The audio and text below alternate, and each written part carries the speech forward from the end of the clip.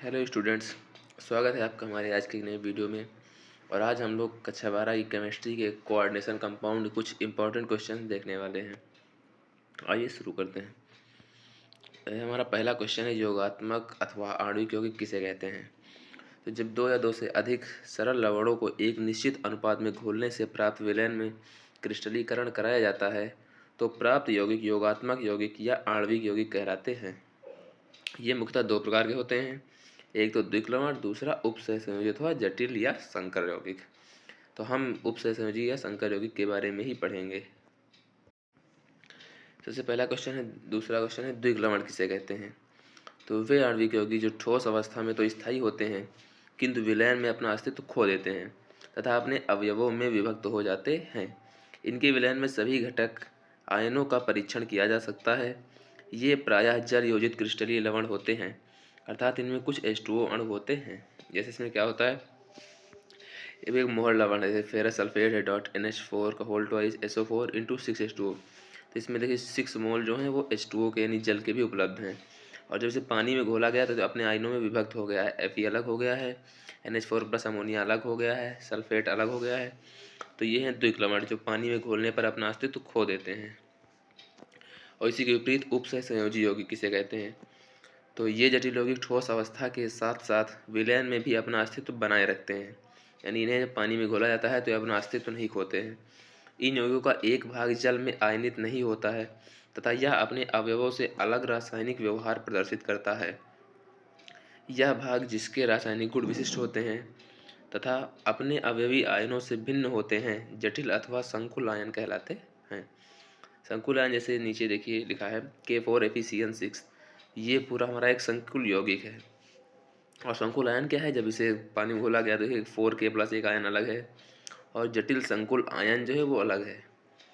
तो ये नहीं, ये अपना पूरा अस्तित्व यानी अपने सभी आयनों को अलग अलग नहीं करता है, ये संकुल यौगिक अपने पूरे आयनों को बांध के रखता है। अगला प्रश्न है, लिगेंड किसे कहते हैं।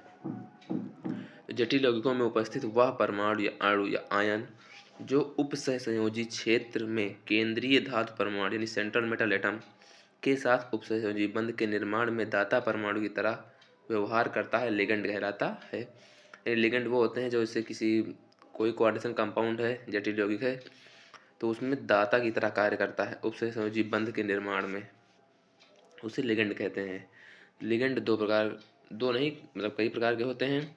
जैसे हमने एक लिख दिया यहाँ पे, एक दंती लिगेंड, यानी इनमें क्या होता है, इनमें केवल एक दाता परमाणु होता है, अर्थात ये केंद्रीय धातु परमाणु या आयन को केवल एक इलेक्ट्रॉन युग्म देते हैं। ऐसे ही द्विदंती लिगेंड है, त्रिदंती लिगेंड है, चतुर्दंती लिगेंड है, पंचदंती लिगेंड है और षष्ठदंती लिगेंड है। तो आप इन लिगेंड्स के बारे में बस यही है कि जैसे इनमें केवल दाता परमाणु क्या करता है, एक इलेक्ट्रॉन युग्म देता है। द्विदंती लिगेंड 2 इलेक्ट्रॉन युग्म देगा, त्रिदंती लिगेंड 3 इलेक्ट्रॉन युग्म देगा, चतुर्दंती है तो 4 इलेक्ट्रॉन युग्म देगा, पंचदंती 5 इलेक्ट्रॉन युग्म देगा और जो षष्ठदंती होगा वो 6 इलेक्ट्रॉन युग्म देगा। तो क्वेश्चन ऐसे आता है, कभी कभी पूछ लिया एक दंती लिगेंड के बारे में बताइए, आगे आपको 4 आयुपेशी नाम लिखने के लिए दे देगा कि इन चारों यौगिक के आयुपेशी नाम लिखिए, 2 के दे देगा। तो इस तरह से एक दंती लिगेंड, द्विदंती लिगेंड पूछे जाते हैं। अब अगला प्रश्न है, समन्वय संख्या किसे कहते हैं, यानी कोऑर्डिनेशन नंबर। तो किसी संकुल यौगिक में केंद्रीय धातु परमाणु लिगेंडों के साथ जितने उपसहसंयोजी बंध बनाता है वह उसकी समन्वय संख्या या उपसहसंयोजक संख्या कहलाती है। यानी जैसे कोई भी संकुल में जो लिगेंड लगे होते हैं तो लिगेंड के नीचे एक नंबर लिखा होता है, जैसे CH लिखा है, मान लो C2O4, नीचे ब्रैकेट के बाद 2 लिखा है, H2O लिखा है, नीचे 5 लगा है, CN लगा है, CN नीचे लिखा है 5। तो ये सब जो होते हैं ये सब कोऑर्डिनेशन नंबर लिखे होते हैं। तो ये मतलब ये बताते हैं कि हाँ कोई कम कोऑर्डिनेशन नंबर, जैसे कोई कोई संकुल यौगिक बन रहा है तो संकुल यौगिक में वो कितने बॉन्ड बनाएगा, तो ये कहलाती है उसकी समन्वय संख्या। अगला प्रश्न है, ऑक्सीकरण संख्या किसे कहते हैं। तो किसी संकुल यौगिक में केंद्रीय धातु परमाणु पर जितना वास्तविक आवेश होता है वह उसकी ऑक्सीकरण संख्या को प्रदर्शित करता है। यानी किसी केंद्रीय संकुल यौगिक है तो उसमें केंद्रीय धातु परमाणु जितना वास्तविक आवेश होता है या किसी संकुल यौगिक में वो कितना आवेश प्रदर्शित कर रहा है वो उसकी ऑक्सीकरण संख्या होती है। वह साधारण भाषा में ऑक्सीकरण संख्या ये भी होती है कि किसी यौगिक के निर्माण में जिन इलेक्ट्रॉनों का साझा किया जाता है या दाता हो इलेक्ट्रॉन डोनेट करता है या फिर ग्रहण करता है, उसे ऑक्सीकरण संख्या कहते हैं। एक प्रश्न पूछता है कभी कभी कि निम्नलिखित तत्व का प्रभावी परमाणु क्रमांक ज्ञात कीजिए, effective atomic number.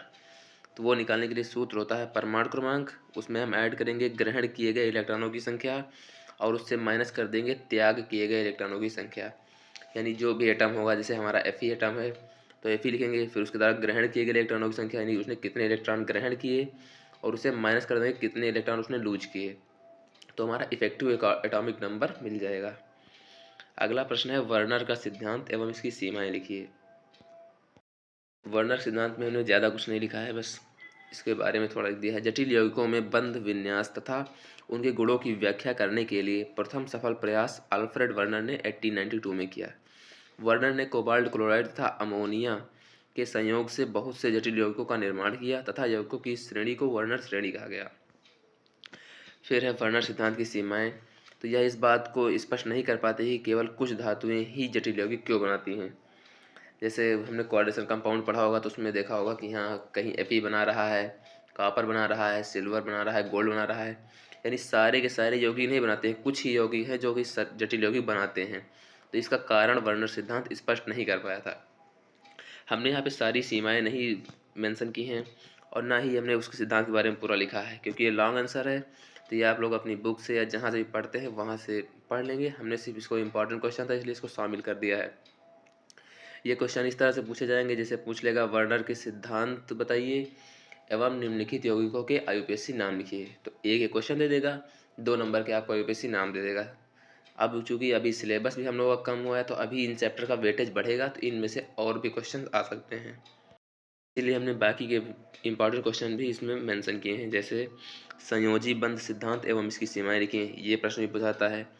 Crystal field theory यानी क्रिस्टल क्षेत्र सिद्धांत एवं इसकी सीमाएं लिखिए। ऊपर 8 नंबर क्वेश्चन है वो VBT valence bond theory, 9 number question है CFT क्रिस्टल फील्ड थ्योरी। तो इनके सिद्धांत के बारे में आप लिखेंगे, इनकी सीमाएं पूछ लेगा, इनकी सीमाएं लिखिए।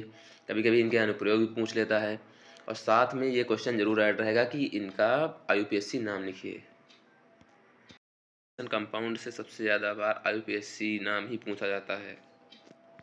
और लास्ट क्वेश्चन उपसंयोजी यौगिकों के IUPAC नाम लिखिए, यानी उपसंयोजी यौगिकों के आप IUPAC नाम लिखना जरूर सीख लीजिए। मैक्सिमम टाइम्स होता है कि 4 नंबर का सिर्फ उपसंयोजी यौगिक का IUPAC नाम ही पूछा जाता है। और अगर आप लोगों को नाम लिखना अभी नहीं आता है या कोई दिक्कत हो रही है तो आप कमेंट सेक्शन में बता सकते हैं, हम अलग से उसके लिए एक वीडियो बना देंगे जिसमें IUPAC नाम लिखना आपको सिखाया जाएगा। और आज की वीडियो के लिए धन्यवाद। अगर वीडियो पसंद आया है तो वीडियो को लाइक कीजिए, अपने दोस्तों के साथ भी शेयर कीजिए और चैनल को सब्सक्राइब करके बेल नोटिफिकेशन ऑन कर लीजिए। आगे और इम्पॉर्टेंट क्वेश्चंस और जल्दी ही न्यूमेरिकल्स भी आने वाले हैं।